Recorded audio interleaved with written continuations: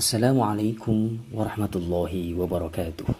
Alhamdulillah wassalatu wassalamu ala rasulillah wa ala alihi wa sahbihi wa man walah wa ba'd. سوف نتكلم عن لطائف التفسير في درس الثاني في مادة تفسير آية الأحكام عن آية الربا للصف 11. لطائف التفسير. Pertama, maksud al-akl, makan, pada ayat adalah mengambil dan membelanjakannya. Dalam ayat ini, pengungkapan alladzina ya'kuluna riba karena tujuan utama dari harta memang untuk dimakan. Di luar untuk kepentingan makan, pemanfaatan harta hanyalah bersifat sekunder. Kata makan ini sering dipakai dengan arti mempergunakan harta orang lain dengan cara yang tidak benar. Misalnya, akalahu atau ia memakannya dalam arti ia mengambilnya tanpa hak. Demikian pula ungkapan hadamahu atau ia mencernanya, yaitu ia membelanjakannya. Kedua, disempurnakannya para pemakan riba dengan orang-orang yang kesurupan adalah suatu ungkapan yang halus. Maksudnya, Allah subhanahu wa ta'ala memasukkan riba ke dalam perut mereka itu sehingga memberatkan mereka hingga sempoyongan, bangun dan jatuh lagi. Yang demikian ini akan menjadi tanda mereka nanti di hari kiamat, sehingga semua orang akan mengenalnya. Demikian seperti yang dinyatakan oleh Sa'id bin Jubair. Ketiga, redaksi sesungguhnya jual beli sama dengan riba, innamal bay'u mithlur riba, disebut tashbih maklub, perserupaan terbalik, sebagai nilai tashbih tertinggi dalam bahasa ilmu balaghah. Pasalnya, musyabbah atau yang dibuat perserupaan dibalik menjadi musyabbah bihi atau objek yang diserupakan. Tashbih ini dalam seni tutur bahasa Arab dicontohkan dengan al-qamaru kawajhi Zaidin, bulan seperti wajah si Zaid. Al-bahru kakaffihi, lautan seperti tangannya. Maksud mereka, riba itu sama dengan jual beli yang disepakati halalnya. Akan tetapi, karena mereka kebablasan dalam meyakini kehalalan riba, maka mereka menjadikan riba itu sebagai asal, masalah yang ada dasarnya, dan sekaligus undang-undang. Akibatnya, riba disamakan atau dikiaskan dengan jual beli. Renungkanlah, karena redaksi ini memang sangat halus. Keempat, yang menjadi titik tinjauan dalam ayat, Allah memusnahkan riba dan menumbuhkan sedekah. Pelaku riba mencari keuntungan harta dengan cara riba, dan pembangkang sedekah mencari keuntungan harta dengan jalan tidak mengeluarkan sedekah.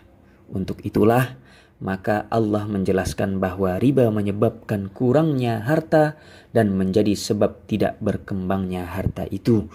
Sementara sedekah penyebab tumbuhnya harta dan bukan penyebab berkurangnya harta. Tambah dan kurang itu ditinjau dari akibatnya baik di dunia maupun di akhirat kelak. Kelima, kata harbin berarti perang yang terdapat dalam redaksi ayat fa'zanu biharbin minallahi wa rasulih ditampilkan dalam bentuk nakirah, tidak mengarah pada maksud tertentu, adalah untuk menunjukkan besarnya persoalan ini. Lebih-lebih dengan dinisbatkan kepada Allah dan Rasul-Nya, seolah-olah Allah mengatakan, percayalah akan ada suatu peperangan dahsyat dari Allah dan Rasul-Nya yang tidak dapat dikalahkan. Ini memberi isyarat bahwa akibat yang paling buruk akan dialami oleh orang-orang yang biasa makan harta riba. Ibnu Abbas berkata, kelak kepada pemakan harta riba itu akan dikatakan, coba ambillah senjatamu untuk berperang. Keenam, pada bagian kafar dan athim dalam redaksi wallahu la yuhibbu kulla kaffarin athim, dan Allah tidak menyukai setiap orang yang tetap dalam kekafiran dan selalu berbuat dosa. Kedua-duanya termasuk sighah mubalaghah, format hiperbola, yang berarti banyak kekufuran dan banyak berbuat maksiat. Ini menunjukkan bahwa haramnya riba itu sangat keras sekali dan termasuk perbuatan orang-orang kafir, bukan perbuatan orang-orang Islam. Ketujuh, Allah subhanahu wa ta'ala menyukai bila seseorang menangguhkan pengutang yang kesulitan untuk membayar. Allah berfirman, dan jika orang yang berhutang itu dalam kesukaran, maka berilah tangguh sampai dia berkelapangan. Quran Surah Al-Baqarah ayat 280. Anjuran ini juga terdapat dalam sunnah. Al-Bukhari meriwayatkan dari Abu Hurairah bahwa Rasulullah sallallahu alaihi wasallam berkisah, kana rajulun yudayinun nasa fakana yaqulu li fatahu idza ataita mu'siran tajawaz anhu la'alla Allah yatajawazu anna qala falaqiya Allah fatajawaza anhu. Seorang laki-laki dikenal sebagai orang yang mengutangi orang-orang. Lalu ia berkata kepada pembantunya, kalau engkau datang ke tempat orang yang masih dalam kesempitan, maka biarkanlah ia. Kiranya Allah akan melewatkan siksanya dari kita. Maka kelak ia akan bertemu Allah di hari kiamat dan Allah pun akan melewatkan dia. Al-Muhayyimi mengatakan, apabila orang yang memberi hutang atau debitor menuntut penuh haknya dengan tidak memberi kelapangan kepada orang yang diutanginya itu, maka Allah pun akan menuntut penuh hak-haknya darinya. Akan tetapi, jika pihak debitur itu memberikan toleransi, maka Allah lebih berhak untuk memberikan toleransi kepadanya. Kedelapan, menurut sebagian ulama yang merenungkan kandungan-kandungan ayat di atas, mulai siksaan pemakan riba, orang-orang yang menghalalkan riba serta besarnya dosa, maka dia pun akan tahu betapa keadaan mereka itu kelak di akhirat.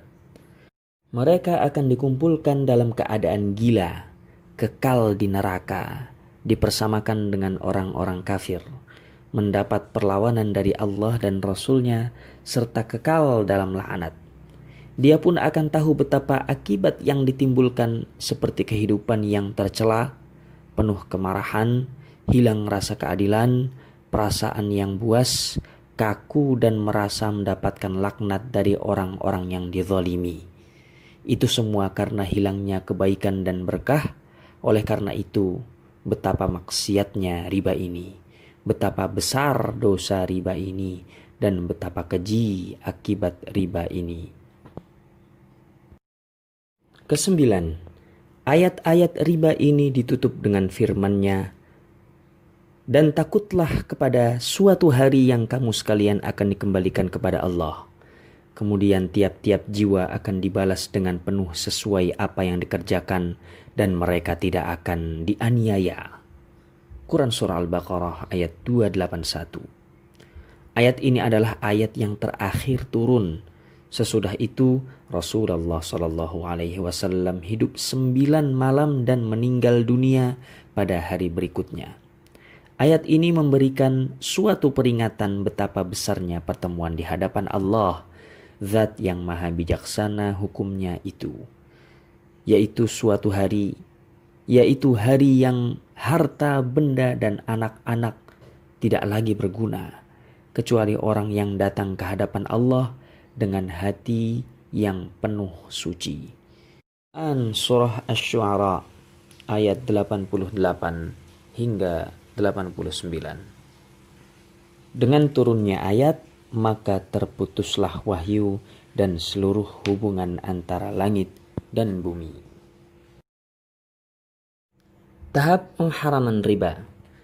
Perlu sekali kami sebutkan di sini tahap-tahap pengharaman riba sehingga kita akan mengetahui rahasia pemberlakuan hukum yang melarang riba dalam mengobati penyakit masyarakat. Sebagaimana kita maklumi, syariat Islam ini diturunkan secara tadrij atau bertahap. Khusus tentang haramnya riba ini, pengharaman yang dimaksud berlangsung dalam 4 tahap. Sebagaimana halnya pengharaman khamr yang juga diturunkan secara bertahap. Pertama, Allah Subhanahu wa taala berfirman, "Wa ma ataitum mir ribal liyarbu fi amwalin nasi fala yarbu 'indallahi wa ma ataitum min zakatin turiduna wajhallahi faulaika humul mud'ifun." Dan sesuatu riba tambahan yang kamu berikan agar harta bertambah pada harta manusia, maka riba itu tidak menambah pada sisi Allah. Dan apa yang kamu berikan berupa zakat yang kamu maksudkan untuk mencapai keridhaan Allah, maka yang berbuat demikian itulah orang-orang yang melipat gandakan pahalanya. Surah Ar-Rum ayat 39. Ayat ini diturunkan di Makkah seperti yang tampak dalam ayat, meskipun tidak ada syariat yang menunjukkan diharamkannya riba itu. Tetapi ia menunjukkan kemurkaan Allah terhadap riba. Dinyatakan riba itu tidak ada pahalanya di sisi Allah. Dengan demikian, ayat ini baru berbentuk mau'izah salbiyah atau nasihat pasif. Kedua, Allah Subhanahu wa taala berfirman, "Fabidhulmin minal ladzina hadu harramna 'alaihim thayyibatin uhillat lahum wa bisaddihim 'an sabilillahi katsira wa akhdhihimur riba wa qad nuhu 'anhu." Maka disebabkan kezaliman orang-orang Yahudi, kami haramkan atas memakan makanan yang baik-baik yang dahulunya dihalalkan bagi mereka, dan karena mereka banyak menghalangi manusia dari jalan Allah dan disebabkan mereka memakan riba, padahal sesungguhnya mereka telah dilarang daripadanya. Surah An-Nisa ayat 160 dan 161. Ayat ini diturunkan di Madinah dan merupakan pelajaran yang dikisahkan Allah tentang perilaku Yahudi kepada kita yang dilarang melakukan riba. Tetapi mereka justru memakannya, bahkan menghalalkannya. Maka sebagai akibat itu semua, mereka mendapatkan laknat dan kemurkaan Allah. Jadi, larangan riba di sini baru berbentuk isyarat, bukan dengan terang-terangan, sebab ini adalah kisah orang-orang Yahudi yang bukan merupakan dalil qat'i, pasti dan tetap, terkait pengharaman riba bagi kaum muslimin. Ini sama dengan larangan khamr pada periode kedua, yaitu yas'alunaka 'anil khamri wal maisir qul fihima ithmun kabirun wa manafi'u linnas. Mereka bertanya kepadamu tentang arak dan judi, maka jawablah bahwa pada keduanya itu ada dosa yang besar, di samping juga banyak manfaatnya bagi manusia. Al-Baqarah ayat 219. Tegasnya, larangan di sini masih berbentuk isyarat dan singgungan, bukan secara terang-terangan. Ketiga, Allah Subhanahu wa taala berfirman, "Ya ayyuhalladzina amanu la ta'kulur riba adhafan mudha'afah." Hai orang-orang yang beriman, janganlah kamu makan riba dengan berlipat ganda. Ali Imran ayat 130. Ayat ini diturunkan di Madinah dan merupakan larangan secara tegas. Akan tetapi, larangan haramnya di sini masih bersifat juz'i, sebagian, belum kulli, menyeluruh.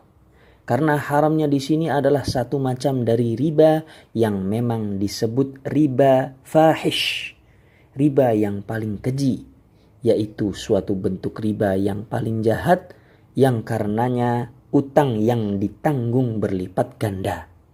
Padahal pengutang hanya mengutang karena memang butuh dan terpaksa. Pengharaman ini sama dengan diharamkannya khamr pada periode ketiga, yaitu pengharaman yang baru bersifat juz'i, bukan kulli, yakni masih terbatas pada waktu-waktu salat seperti yang difirmankan Allah, Ya ayyuhalladzina amanu la taqrabus salata wa antum sukara hatta ta'lamu ma taqulun. Hai orang-orang yang beriman, janganlah kamu mendekati salat padahal kamu sedang mabuk hingga kamu sadar akan apa yang kamu katakan. An-Nisa ayat 43.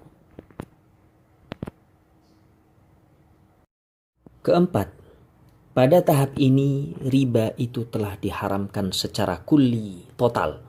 Pada periode ini Al-Quran tidak lagi membedakan banyak dan sedikit, dan ini adalah merupakan ayat yang terakhir turun, yang berarti merupakan syariat yang terakhir pula, yaitu firman Allah, Ya ayyuhalladzina amanu attaqullaha wa dharu ma baqiya minar riba in kuntum mu'minin fa in lam taf'alu fa'dhanu biharbin minallahi wa rasulih wa in tubtum falakum ru'usu amwalikum la tadhlimuna wa la tudhlamun. Hai orang-orang yang beriman, bertakwalah kepada Allah dan tinggalkan sisa riba yang belum dipungut jika kamu orang-orang yang beriman. Maka jika kamu tidak meninggalkan sisa riba, maka ketahuilah bahwa Allah dan Rasul-Nya akan memerangimu. Dan jika kamu bertaubat dari pengambilan riba, maka bagimu pokok hartamu. Kamu tidak menganiaya dan tidak pula dianiaya. Al-Baqarah 278-279. Ayat-ayat ini merupakan tahap terakhir tentang diharamkannya riba, sama dengan tahap terakhir tentang diharamkannya arak, dan merupakan larangan yang tegas, yaitu firman Allah Subhanahu wa taala, Ya ayyuhalladzina amanu innamal khamru wal maisiru wal ansabu wal azlamu rijsum min amali syaitani fajtanibuhu la'allakum tuflihun.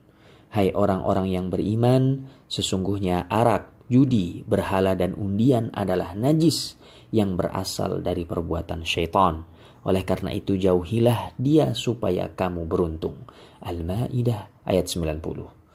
Dengan paparan ini jelas bagi kita akan rahasia syariat Islam dalam mengobati penyakit masyarakat yang telah membudaya di kalangan masyarakat jahiliyah, yaitu pembenahan atau pengobatan tersebut dilakukan secara bertahap.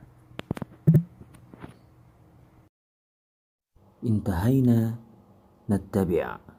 Wassalamualaikum warahmatullahi wabarakatuh.